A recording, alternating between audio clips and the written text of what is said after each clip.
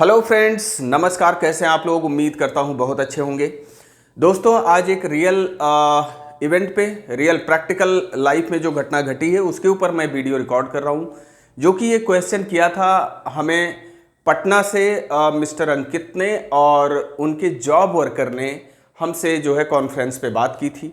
तो उसमें उन्होंने जो है कुछ प्रॉब्लम उनके साथ आई थी कंसाइनमेंट को लेके अपने गुड्स की। तो उसके संबंध में जो है मैं प्रॉपर एक वीडियो रिकॉर्ड कर रहा हूं। हालांकि पूरी बात क्लियरली उनको कॉल पे बताई गई, लेकिन उसके संबंध में मुझे ऐसा लगता है कि ये प्रैक्टिकल इश्यूज आ रहे होंगे, तो उसके ऊपर मैं इस वीडियो को रिकॉर्ड कर रहा हूं और बाकी लोगों तक इसे मैं पहुंचाना चाहता हूं।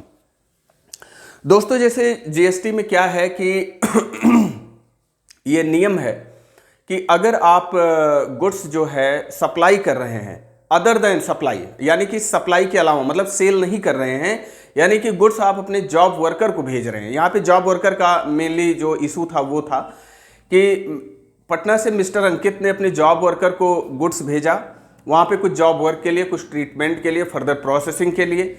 और अब हुआ क्या कि उन्होंने रूल 55 के तहत एक चालान बना के अपने जॉब वर्कर को भेज दिया, क्योंकि यहाँ पे सप्लाई नहीं थी गुड्स। ठीक है, अगर यहाँ सप्लाई होती तो डिलीवरी चालान बना के काम ना चलता, लेकिन यहाँ अदर देन सप्लाई था, इसलिए उन्होंने डिलीवरी चालान बना के रूल 55 को फॉलो करते हुए गुड्स अपने जॉब वर्कर को भेज दिया। ठीक है, ये बात यहाँ तक समझ में आती है। ठीक है, अच्छी बात है।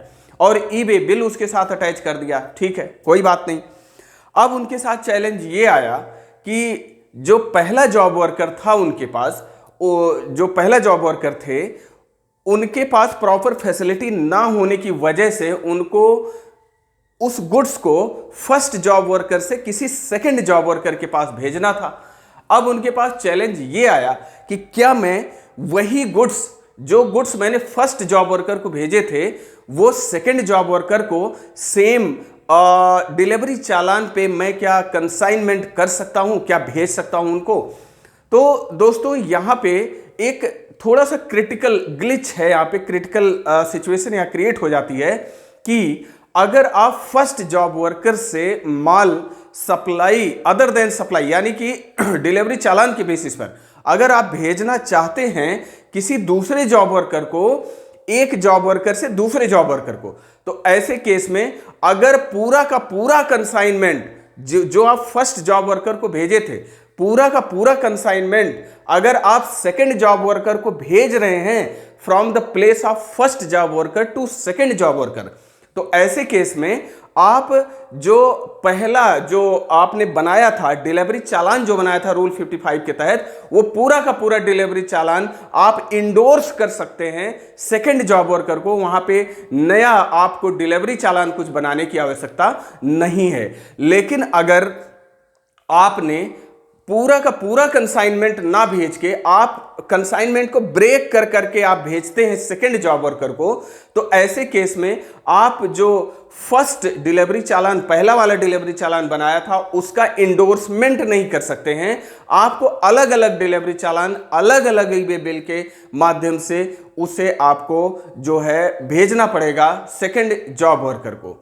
ठीक है, यह बात क्लियर हो गई कि अगर पूरा का पूरा कंसाइनमेंट आप भेजते हो दूसरे जॉब वर्कर को, तो वहां पे सेम डिलीवरी चालान आप इंडोर्समेंट कर सकते हैं। लेकिन अगर आप कंसाइनमेंट को ब्रेक कर करके, मतलब थोड़ा थोड़ा गुड्स जो है सप्लाई करते हैं दूसरे जॉब वर्कर को, तो वहां पे आप डिलीवरी चालान आप इंडोर्स नहीं कर सकते। वहां पे आपको सेपरेटली डिलीवरी चालान क्रिएट करना पड़ेगा और उसके रिस्पेक्टिव ई-वे बिल भी जनरेट करना पड़ेगा।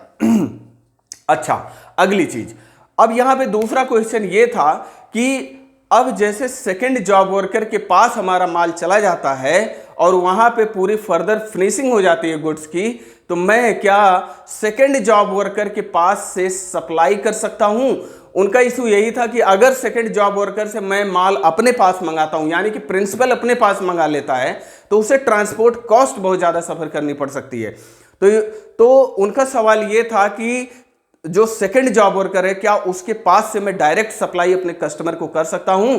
तो जी हां, चाहे आपका फर्स्ट जॉब वर्कर हो या सेकंड जॉब वर्कर हो, जिसके भी पास आपने गुड्स भेजा है फर्दर प्रोसेसिंग या ट्रीटमेंट के लिए, आप उनके प्लेस से आप डायरेक्टली कस्टमर को सप्लाई कर सकते हैं। ये कंडीशन यहां पे है कि आपका जॉब वर्कर रजिस्टर होना चाहिए, और अगर आपका जॉब वर्कर रजिस्टर नहीं है तो आपको जॉब वर्कर के प्लेस को अपना additional place of business declare करना पड़ेगा। ठीक है, ये वाली बात यहां निकल के आती है, यानी कि आप डायरेक्टली जॉब वर्कर के पास से सप्लाई कर सकते हैं अपने कस्टमर को। तो होपफुली ये जो क्वेरी थी आपकी, ये रिजॉल्व हुई होगी, और इसके साथ साथ और भी भाइयों की क्वेरी यहां पे रिजॉल्व हुई होगी। बहुत बहुत धन्यवाद वीडियो देखने के लिए। Thank you very much. Take care.